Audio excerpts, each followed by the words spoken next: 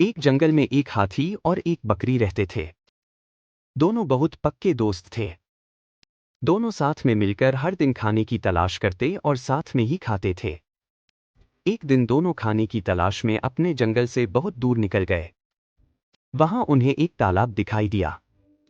उसी तालाब के किनारे एक बेर का पेड़ था। बेर का पेड़ देखकर हाथी और बकरी बहुत खुश हुए। वह दोनों बेर के पेड़ के पास गए। फिर हाथी ने अपनी सूंड से बेर के पेड़ को जोर से हिलाया और जमीन पर ढेर सारे पके हुए बेर गिरने लगे। बकरी जल्दी जल्दी गिरे हुए बेरों को इकट्ठा करने लगी। संयोगवश उसी बेर के पेड़ पर एक चिड़िया का घोंसला भी था, जिसमें चिड़िया का एक बच्चा सो रहा था और चिड़िया दाने की खोज में कहीं गई हुई थी।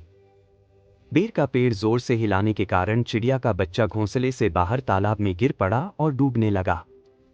चिड़िया के बच्चे को डूबता हुआ देखकर उसे बचाने के लिए बकरी तालाब में कूद गई, लेकिन बकरी को तैरना नहीं आता था। इस वजह से वह भी तालाब में डूबने लगी।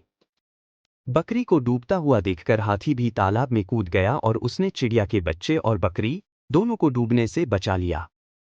इतने में चिड़िया भी वहां पर आ गई थी और वह अपने बच्चे को सही सलामत देखकर बहुत खुश हुई।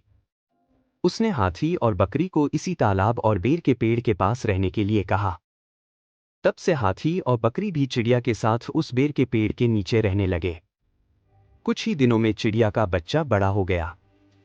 चिड़िया अपने बच्चे के साथ जंगल में घूम कर आती थी और हाथी और बकरी को जंगल में किस पेड़ पर फल लगे हैं इसकी जानकारी देती थी। इस तरह हाथी, बकरी और चिड़िया मजे में रहते और खाते पीते थे। कहानी से सीख: हमें किसी का बुरा नहीं करना चाहिए।